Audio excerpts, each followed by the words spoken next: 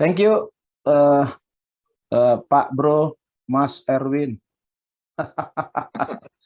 Selamat malam semua, bapak-bapak, pria-pria tangguh, strongman GSC Bethlehem. Kayak satu kehormatan buat saya, karena saya dikasih kesempatan untuk bisa share kehidupan sih buat saya ya.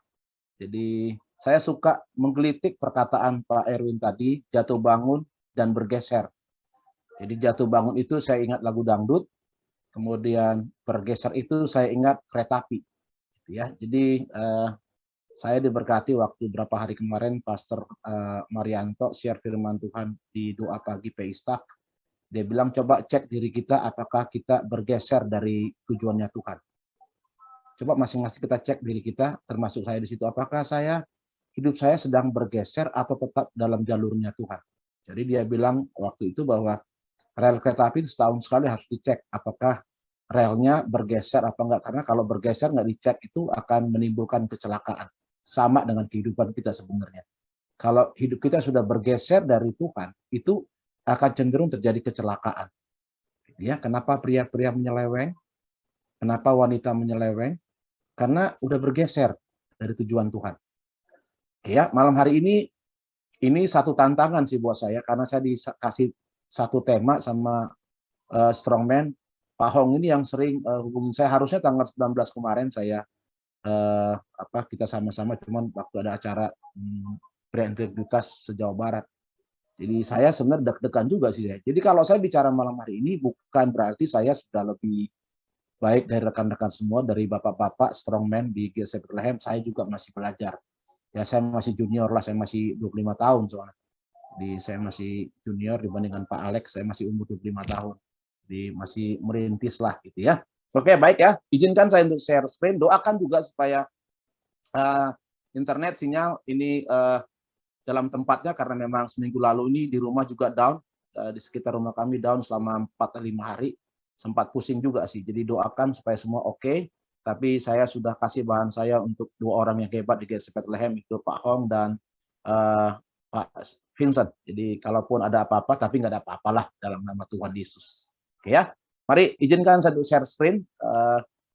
Tema yang diberikan buat saya pada malam hari ini itu menjadi pemimpin yang layak dihormati. Menjadi pemimpin yang layak dihormati. Oke ya, kita akan sama-sama melihat kebenaran firman Tuhan ini. Oke, sebentar. Menjadi pemimpin yang layak dihormati. Saya berharap suara saya bisa terdengar dengan baik.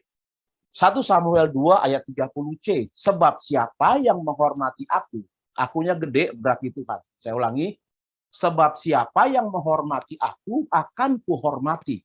Tetapi siapa yang menghina aku akan dipandang rendah. Ada timbal balik, ada sebab akibat di sini. Jadi kalau ayat ini bilang sebab siapa yang menghormati Tuhan akan kuhormati. Jadi poin yang pertama adalah barang siapa yang menghormati Tuhan, dia akan dihormati oleh Tuhan. Tetapi siapa yang menghina aku akan dipandang rendah. Jadi ada hubungan sebab akibat. Jadi kalau saya menghormati Tuhan, maka Tuhan akan menghormati saya. Sebaliknya, kalau saya ganti kata-katanya ini, kalau saya tidak menghormati Tuhan, itu sama dengan menghina Tuhan, maka saya akan dipandang rendah dimanapun saya berada. Oke ya, menjadi pemimpin yang layak dihormati. Ada 2 kata penting dari topik yang akan kita bahas pada malam ini. Itu kata pertama adalah menjadi, itu saya merahin, dan yang kedua dihormati, menjadi dan dihormati. Kata menjadi sangat berkaitan dengan yang namanya proses. Ya, sangat berhubungan dengan namanya proses. Saya dan teman-teman bapak-bapak strongman tidak akan menjadi apa-apa kalau tidak mau diproses. Seringkali orang mau hasilnya saja, tapi tidak mau diproses. Seringkali anak-anak kita pengen dapat nilai 10 A+, tapi nggak mau diproses. Apalagi tantangan saat ini. Memang sudah mulai ada kemajuan karena anak-anak sekolah sudah mulai onsite, sudah mulai tatap muka. Tapi rata-rata manusia, orang-orang itu seringkali itu pengen hasilnya. Ya, ini kan lagi rame nih, lagi viral nih. Orang-orang yang mengumbar-ngumbar kekayaan, beli mobil mewah, motorsport, beli rumah segala macam, diumbar di medsos segala macam gitu loh. Mereka pengen cepat kaya, mereka pengen cepat terkenal, mereka pengen banyak yang menjadi pengikut mereka gitu, tapi tidak mengikuti proses. Mereka melakukan hal-hal yang tidak tepat gitu loh, nipu orang. Oke lah, duit mereka miliaran gitu loh, mereka menghambur-hamburkan uang, bantu orang, kasih duit sekoper gitu ya. Ini yang memang kecenderungan manusia sekarang ini, pengen hasil yang banyak, tapi nggak mau susah-susah, nggak mau mandi darah, nggak mau berkeringat. Menjadi seperti Yesus adalah sebuah proses. Saya dan saudara nggak ujuk-ujuk. Ya memang kan tujuannya Tuhan bagi kita adalah menjadi seperti Dia, tapi kan proses. Menjadi dihormati juga sebuah proses. Nggak ujuk-ujuk terjadi, nggak tiba-tiba saya langsung dihormati oleh orang-orang di sekitar saya, secara khususnya keluarga. Kita nggak usah jauh-jauh dalam keluarga, nggak ujuk-ujuk seorang suami, seorang ayah tiba-tiba langsung dihormati. Semuanya proses. Tadi saya ulangi kalimat Pak Erwin tadi, jatuh bangun. Ini kan proses gitu loh. Waktu saya jatuh, saya masih mau bangun nggak gitu loh kan? Saya mau bangun nggak? Saya mau bangkit nggak? Ini kan proses namanya. Tapi ada sebagian orang yang udah jatuh lah, pasrah aja. Gitu. Sehingga waktu kita pasrah, ya nggak ada apa-apa yang terjadi gitu loh. Kita nggak dapatkan hasil yang maksimal gitu. Oke, ini jadi penting nih, menjadi dan dihormati. Karena ini sangat berkaitan. Jadi sekali lagi, nggak ujuk-ujuk saya menjadi orang dihormati. Nggak ujuk-ujuk saya menjadi pemimpin yang dihormati kalau nggak mau mengikuti namanya proses. Menjadi dihormati atau layak dihormati itu tidak ditentukan seberapa tinggi jabatan atau posisinya dalam sebuah perusahaan atau pekerjaan. Enggak ditentukan seberapa hebat saya. Enggak ditentukan berapa banyak pengikut saya, follower saya gitu loh. Bukan, enggak ditentukan oleh itu. Menjadi dihormati juga tidak ditentukan dengan banyaknya gelar yang kita miliki. Bukan berarti ini salah. Posisi tinggi, jabatan tinggi, punya banyak gelar di belakangnya, ya S1, S2, S3, S-teler, S apa itu, enggak salah dengan semua itu. Menjadi dihormati atau layak dihormati akan datang dengan sendirinya, perhatikan baik-baik. Akan datang dengan sendirinya ketika orang lain melihat dan mengecap. Nah, ini dia. Melihat dan mengecap cara atau gaya hidup kita. Secara khusus dalam keluarga. Jadi, seberapa banyak gelar kita di belakang, seberapa tinggi posisi saya, seberapa jauh posisi saya, itu nggak menentukan saya layak dihormati atau tidak. Oke lah, dalam sebuah perusahaan, kita punya pemimpin, ya orang-orang di atas kita. Kadang-kala kan gini, kadang-kala kita sama dia bukan karena hormat, tapi takut. Gitu, takut. Nah ini juga dalam keluarga bisa terjadi. Suami melakukan sesuatu yang yang dianggap itu akan dihormati keluarganya. Padahal keluarganya menjadi takut, istri jadi takut, anak-anak jadi takut. Jadi bedakan antara respect, dihormati, hormat, sama ditakuti. Gitu. Nah kita kan mau jadi pemimpin yang memang layak untuk dihormati, tapi sekali lagi awal tadi, saya harus mau ikutin prosesnya gitu loh. Dan itu kan nggak enak gitu loh. Proses itu kan sakit, nggak enak gitu loh. Aduh, berdarah-darah kita. Kadang-kala kita sepertinya mau menyerah aja gitu loh. Tapi kan ini memang harus kita alami. Ya, Yesus kan dia mendapatkan kemuliaan gitu ya. Ya kan dia ngikutin proses. Kita baru aja melewati namanya Paskah, melewati penderitaan gitu. Karena gini, nggak bakalan ada kemuliaan kalau nggak ada penderitaan. Tidak ada yang namanya kebangkitan kalau nggak ada kematian. Gitu. Jadi kan mati dulu tuh, baru ada kebangkitan. Jadi ya ini dia sekali lagi, saya bukan bilang bahwa salah punya posisi yang tinggi. Puji Tuhan, haleluya lah. Ya kalau kita menjadi orang-orang yang penting dalam sebuah perusahaan, dalam sebuah pekerjaan. Puji Tuhan, haleluya. Kemudian kita punya gelar yang banyak. Haleluya, puji Tuhan 24 kali. Tapi sekali lagi bukan itu yang menentukannya. Gitu loh.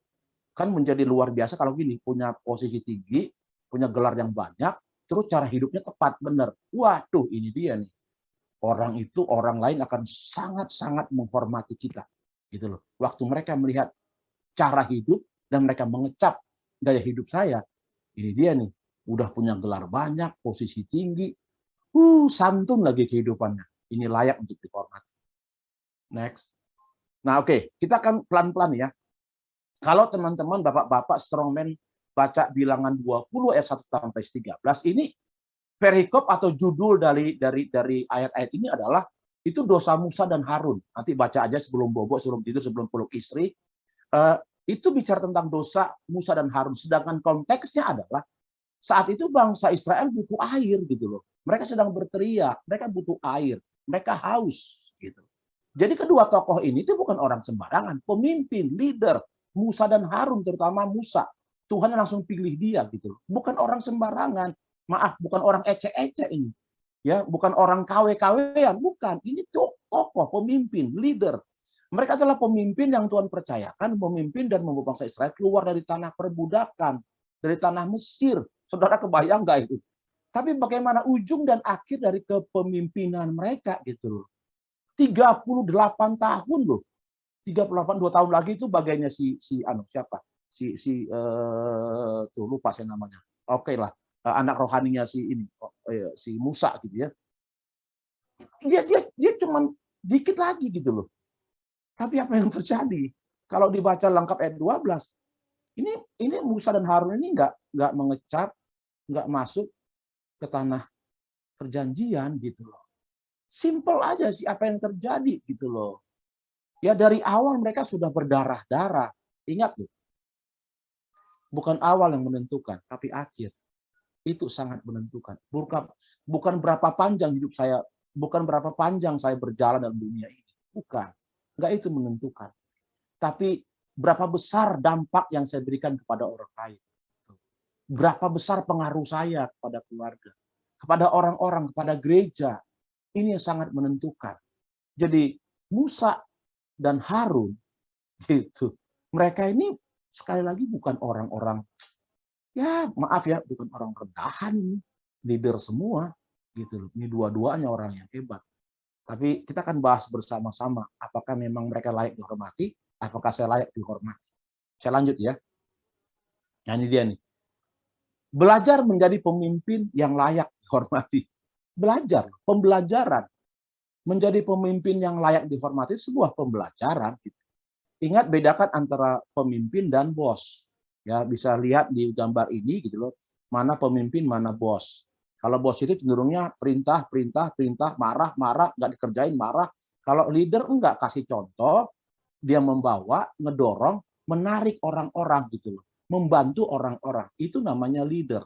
Itu namanya pemimpin. Sekali lagi, jangan kejar hidup kita menjadi bos, tapi menjadi pemimpin. Tapi pemimpin yang memang layak untuk dihormati gitu ya.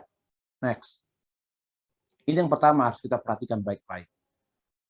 Menjadi pemimpin yang layak untuk dihormati itu, orang ini adalah orang yang bisa menjaga atau berhati-hati dengan perkataan atau ucapannya. Bilangan 20 ayat 10. Ketika Musa dan Harun ini dia. Ketika Musa dan Harun telah mengumpulkan jemaah itu di depan bukit batu itu, berkatalah ia kepada mereka, dengarlah kepadaku, hai orang-orang durhaka. Waduh, dia langsung ngejudge gitu. Dia kasih cap, stempel kepada bangsa Israel. Hai kau orang-orang durhaka. Apakah kami harus mengeluarkan air bagimu dari bukit batu ini? Mereka ngecap, mereka ngejudge umat Tuhan, umat pilihan Tuhan. Hai kau orang-orang durhaka. Gak enak. Kalau tiba-tiba ujuk-ujuk ada orang masuk ke komunitas kita, tiba-tiba ngomong, hai kau Agus orang durhaka. Itu mah Batak saya langsung keluar. Gak enak loh digituin. Menjadi disebut orang-orang durhaka, nggak ada yang mau. Ini dia nih, pelan-pelan di sini. Situasi mereka kan memang sedang marah mereka. Mereka itu kan bangsa Israel bersungguh-sungguh sebenarnya, nyalakan Musa.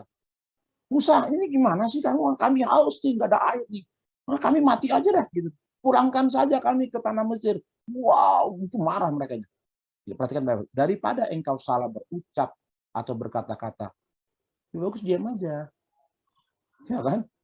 Diam aja. Terutama saat kita sedang emosi, sedang marah. Sebuah ungkapan yang sangat perlu untuk kita perhatikan. Terutama pada saat situasi atau keadaan sedang panas, emosi. Saya perjuangan di sini. ya, perjuangan. Saya tadi sempat ngobrol sama Pastor Joy, kami ketemu di satu tempat tadi pagi, cerita mengenai perubahan anak kami ini yang paling besar ini. Saya mau bilang sama teman-teman, nggak secara otomatis anak pendeta itu langsung berubah menjadi baik dari benar, enggak. Oh, enggak mungkin saya doang yang mengalami hal ini. Anak laki-laki kami itu sekarang udah bisa apa ya, berargumen, bisa suara rada tinggi nadanya gitu. Anak pendeta loh, bayangin aja. Anaknya Bang Agus, pendeta GC Bethlehem gitu. Tapi saya pikir-pikir, kenapa saya harus terbebani dengan hal ini? Karena memang proses buat dia gitu.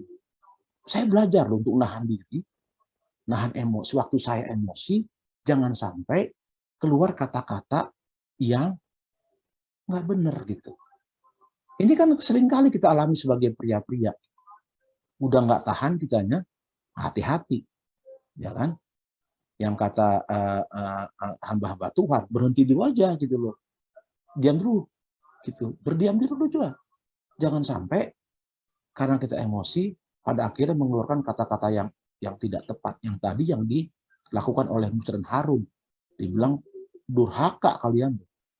Loh kan sebenarnya gini, sangat wajar memang kalau orang-orang dekat pimpin itu ya, kadang-kala mereka harus apa? Protes gitu. Wajar-wajar aja gitu. Ya akan sangat mencurigakan kalau ada orang-orang yang kita pimpin itu manggut-manggut terus gitu ya, enggeh-enggeh gitu. Iya, tapi hati dongkol. Hatinya sedang marah. Diam-diam di belakang si maki kita. Nggak apa-apa. Diluapkan, diutarakan gitu. Ya sebenarnya kan tergantung bagaimana Musa aja memanage emosi dia, amarah dia pada saat itu kan. Meskipun dia disalahkan. Nah sekarang gini, kita pemimpin gitu loh. Memang ya oke ya, bos itu kan paling gampang menyalahkan anak buahnya kan. Paling gampang, paling mudah itu. Dasar nih gini. Nah, ini saya alami pernah punya pengalaman sekali, bukan sekali sih ya. Pernah berapa kali lah di pelayanan, di departemen pelayanan gitu ya. Jadi karena saya ada bersama-sama dengan mereka, ada yang nggak setuju dengan ada sedikit kesalahan yang terjadi waktu ibadah online. Kemudian apa sih bilang gini? Itu salahnya teman-teman saya. Enggak, saya bilang gini. Saya bertanggung jawab. Saya pasang badan untuk kesalahan itu. Gitu, belajar itu belajar untuk berani mengatakan itu belajar. Jadi jangan sampai kita kembali ke konteksnya ini, jangan sampai kata-kata kita menjadi kacau waktu kita emosi, amarah. Gitu. Ini saya belajar kata jatuh bangun tadi itu. Gimana lebih bagus saya diem, ya kan, daripada saya ngomong dalam posisi emosi. Next. Ini dia nih. Kita sering dengar ini. Setiap kata-kata yang keluar dari mulut dan bibir kita merupakan gambaran atau cerminan diri kita yang sebenarnya. Ya kita bisa menilai seseorang dari perkataannya. Ya bukan berarti bilang kita berpura-pura, itu beda lagi. Bukan berarti kita biar dibilang orang itu baik, bagus, terus kita rangkai kata-kata kita sedemikian rupa seperti berpuisi. Bukan itu maksud saya. Makanya kita perlu berhati-hati. Jadi waktu kita mendengar seseorang berkata kasar, ya itulah dia. Itulah dia. Waktu orang berkata-kata lembut, sopan, ya itulah dia. Gitu. Perkataan atau ucapan dari ini pemimpin, perkataan atau ucapan dari seorang pemimpin, leader, akan selalu menancap. Menancap dalam diri orang-orang yang dipimpinnya, serta mengirimkan pesan dan meninggalkan kesan bagi orang-orang yang ada di sekitarnya.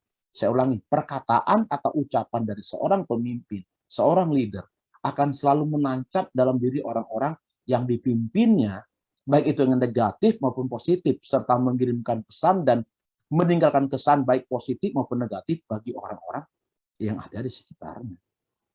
Berapa banyak anak buah yang tersakiti oleh perkataan pemimpinnya.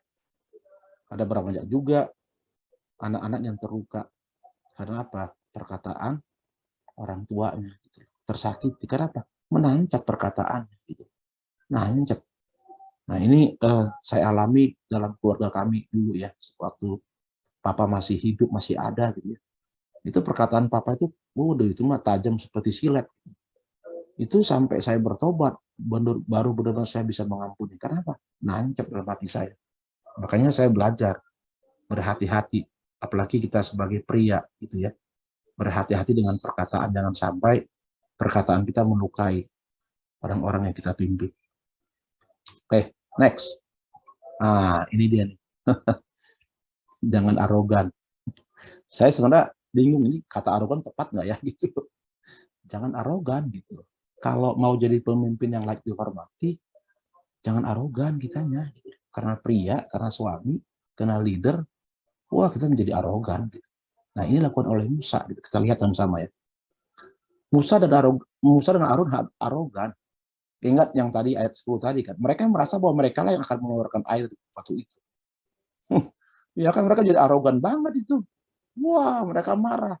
Apakah kami perlu mengeluarkan air dari batu ini? Bayangin aja.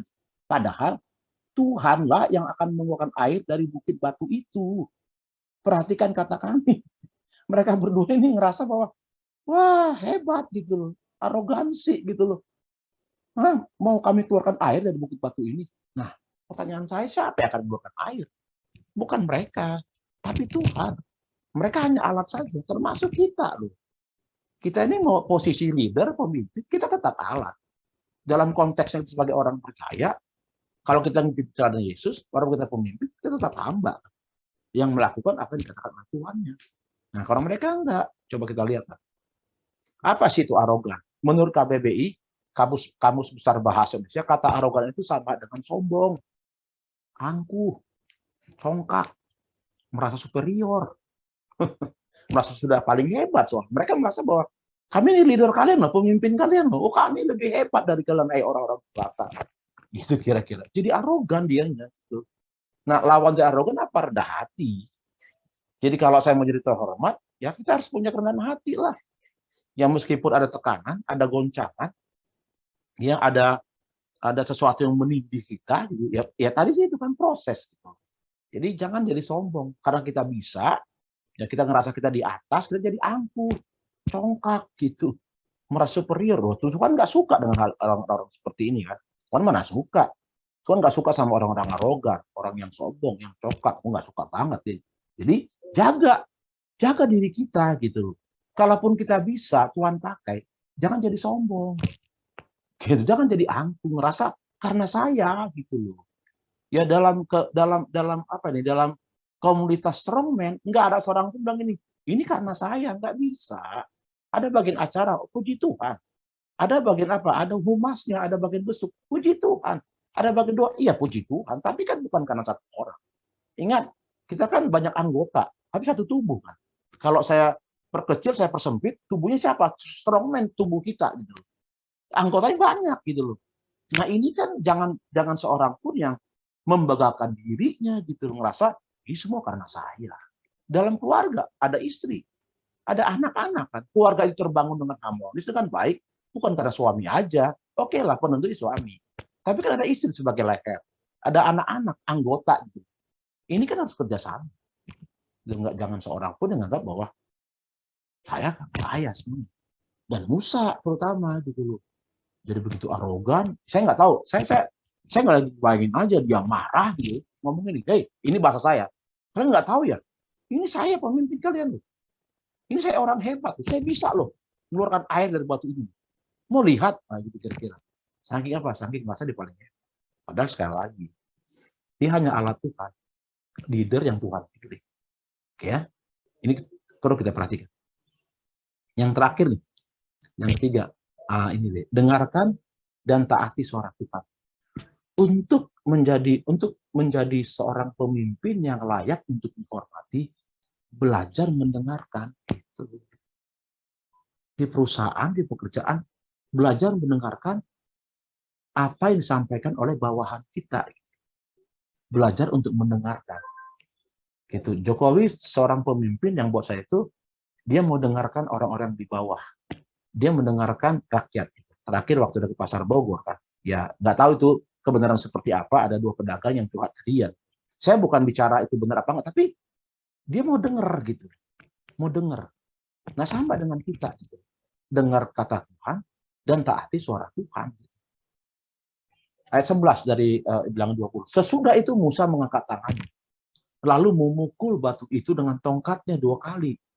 Maka keluarlah banyak air, sehingga umat itu dan ternak mereka dapat minum. Memang betul keluar air. Tapi masalahnya adalah ayat 10 itu kan ayat 9, 10, 11 itu Tuhan nggak suruh pukul. Tuhan bilang gini, ngomong aja. Berkata-kata aja. Bilang sama batu itu, air keluar, pasti keluar. Ini kan enggak. Dia itu nggak taat dengan suara Tuhan. Gitu. Dia ambil tongkatnya, dia pukul batunya. Betul keluar air. Ini hebatnya Tuhan. Coba kalau misalnya nggak keluar air. Malu sih musanya kan. Wah, tambah marah itu bangsa Israel. Dasar kamu, pemimpin penipu kamu mah ya. Hah, kamu mah supaya viral doang kamu mah gitu loh. Kamu bilang bisa keluarkan air gitu loh. Ternyata nggak bisa tuh. Gitu. Tapi Tuhan baik. Tetap air keluar. Tapi kan bukan itu cara yang Tuhan suruh. Tuhan bilang ngomong aja. Ayat 12. Tetapi Tuhan berfirman kepada Musa dan Harun.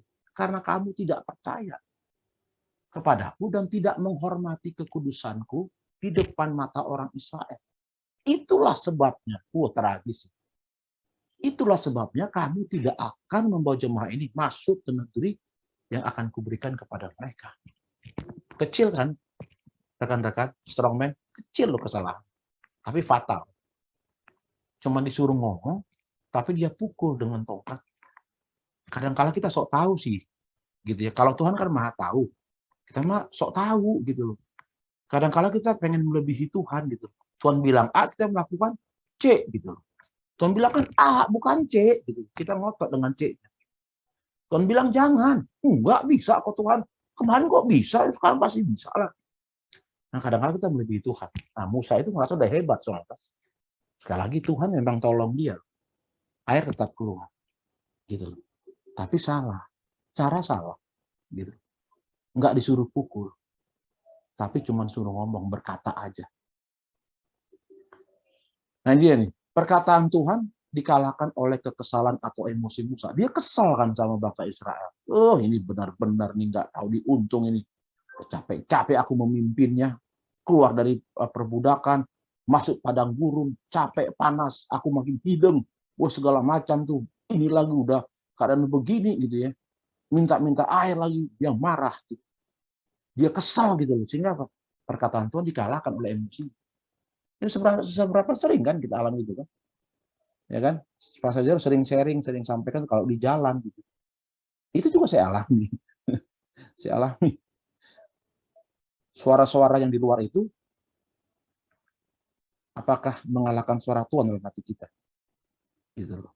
Teriakan-teriakan di luar itu apakah mengalahkan suara Tuhan? Ini kan jadi pertanyaan. Waktu di jalan Tuhan bilang jangan, udah diamin aja deh. Oh, tapi karena ada banyak suara-suara di luar itu, ya kan, keadaan hiruk pikuk gitu ya. Ada orang melakukan pelanggaran-pelanggaran di jalan, kita jadi sok nitea, sok jagoan tea. Kita emosi, kita marah. Tuhan tidak meminta Musa memukul batu, hanya disuruh berkata, ngomong aja. Jadi gini, jangan sampai gitu ya. Jangan sampai kekesalan kita dengan kondisi, dengan keadaan itu membuat kita lupa akan suara Tuhan, dan suara Tuhan dikalahkan oleh apa? Oleh kekesalan kita, oleh emosi kita. Ingat, suara-suara yang mayoritas gitu ya, belum tentu benar. Ya, Musa itu kan dia mendengar banyak suara kan dari bangsa Israel. Dia kalah, suara Tuhan kalah. Kenapa? Dia kesal. Suara Tuhan dikalahkan oleh kekesalannya gitu. Jangan sampai kita melakukan hal yang fatal ya, sehingga apa? Terabaikan suara Tuhan karena kita lagi marah, lagi emosi. Sehingga apa? Jadi berantakan gitu. Jadi chaos semuanya. Kenapa? Kita lebih dengar emosi kita dan suara dari luar. Tuhan hanya butuh ketaatan kita untuk melakukan perkataan atau firman. Ketaatan kita kepada Tuhan akan mendapatkan ganjaran, yaitu layak untuk dihormati. Layak untuk dihormati. Ketidaktaatan Musa kepada Tuhan menyebabkan dia tidak masuk ke tanah perjanjian. Hal yang simpel, tapi dia kena ganjaran. Nggak layak gitu. Ya, dia nggak masuk ke tanah perjanjian. Tragis gitu. Tinggal beberapa langkah lagi untuk dia menikmati, mengecap tanah perjanjian. Tapi karena satu hal ini gitu loh, ketidaktaatan dia kepada perkataan Tuhan. Sehingga dia ganjaran berbeda. Yang orang yang taat, ganjaran dihormati. Kan Tuhan bilang sama mereka, kamu nggak menghormati kekudusanku, yang itu dia. Musa, kamu tuh benar-benar mempermalukan aku ya, kesucian aku itu kira-kira. Jadi menghormati Tuhan itu sama apa? Sama dengan menjaga kekudusan. Orang yang menghormati Tuhan adalah orang yang bisa menjaga kekudusannya Tuhan. Orang yang menjaga kekudusan, dia orang yang menghormati Tuhan. Gitu. Udah, ini ya simple aja. Jadi Tuhan tegur dia, marah. Tuhan marah Musa, kamu nggak menghormati aku ya. Kamu nggak menjaga kekudusan aku di hadapan bangsa Israel. Saya tutup dengan ini. Layak atau tidak layak kita dihormati sangat ditentukan oleh ketaatan kita kepada Tuhan. Yang terpancar dari cara atau gaya hidup kita sehari-hari. Ya. Sekali lagi, layak atau tidaknya kita dihormati sangat ditentukan oleh ketaatan kita kepada Tuhan. Yang terpancar, yang dapat dilihat, dikecap oleh orang lain. Waktu mereka melihat bagaimana cara saya bicara, gitu, cara saya bersikap yang arogan tadi, gitu, dalam kehidupan sehari-hari. Jadi sebenarnya bukan hal yang dihormati kita kejar, bukan. Tapi yang perlu saya kejar adalah ketaatan kepada Tuhan. Dan hasilnya, kita akan dihormati oleh Tuhan, dihormati oleh manusia. Jadi, saya belajar dari hal ini bahwa proses harus saya ikuti. Gitu. Nggak bisa tiba-tiba sekejap begitu terjadi. Jadi, saya harus belajar taat kepada Tuhan. Gitu. Sehingga hal inilah yang akan membawa kita semua, itu layak atau tidak layaknya dihormati sebagai seorang pemimpin. Gitu. Sekali lagi, jangan kejar untuk dihormati, tapi kejar mentaati apa yang Tuhan katakan. Ya, itu yang akan membawa kita gitu loh dihormati gitu. Tentunya kita nggak bisa sendiri, kita semua butuh Tuhan. Gitu. Ya kalau mau dibilang ini kita ya, tapi kalau strongman mah kayaknya udah enggak lah, udah bukan area lagi, bukan area yang lagi. Kita ini kan pria-pria sangat tinggi egonya kan. Gitu. Apalagi kalau ngerasa direndahin kan, aduh nggak tahu lu siapa gua ya, gimana lu yang nggak tahu siapa diri lu. Ya jadi malam hari ini sama-sama kita belajar, teman-teman semua, termasuk saya di situ, saya harus akuin bahwa saya masih terus belajar gitu. Mari kita tetapkan gitu. Buat saya gini, untuk dihormati itu bukan pilihan, tapi keputusan saya gitu. Keputusan bukan pilihan, tapi keputusan saya. Kalau hari ini saya memutuskan untuk taat, maka saya akan dihormati oleh Tuhan. Siapa yang menghormati Tuhan, maka Tuhan akan menghormati dia. Gitu loh. Siapa yang tidak menghormati, dia akan direndahkan. Mari sama-sama kita berdoa. Terima kasih Tuhan Yesus, terima kasih. Mari ambil waktu sejenak, teman-teman semua, bapak-bapak. Saya juga belajar gitu. Waktu saya dapat tema ini juga cukup berat buat saya. Saya sedang bertanya dalam diri saya gitu, apakah orang-orang di sekitar saya menghormati saya gitu. Jangan sampai kita menyalahkan keadaan, menyalahkan orang lain. Tapi cek diri kita gitu. Kenapa orang nggak menghormati kita? Ya, pemimpin ini kan bukan bicara tadi saya bilang bukan harus kita mempunyai jabatan tinggi gitu loh, enggak. Gaya hidup saya sehari-hari itu akan mendatangkan kehormatan. Bapak terima kasih, kami mengucap syukur malam hari ini kami bisa sama-sama belajar dari kebenaran firman Tuhan. Biar kebenaran ini tertancap Tuhan dalam hati kami masing-masing. Para orang tua, para ayah, papa. Tuhan terima kasih para pria-pria. Tuhan mampukan kami Tuhan. Untuk kami juga bisa mengalahkan ego kami Tuhan. Jangan sampai kami menjadi orang-orang yang arogan, merasa paling hebat, merasa superior. Karena kami tahu bahwa tanpa Tuhan kami nggak bisa, kami nggak mampu. Berkati kami semua, Tuhan tolong kami para pria strongman, biar kami jadi pria-pria yang kuat, yang tangguh, karena Tuhan. Terima kasih Bapak yang baik, biar kami sama-sama bertumbuh, berakar, berbuah di GSC Bethlehem. Nama Tuhan dipermuliakan. Kami mengucap syukur malam ini dalam nama Tuhan Yesus. Haleluya.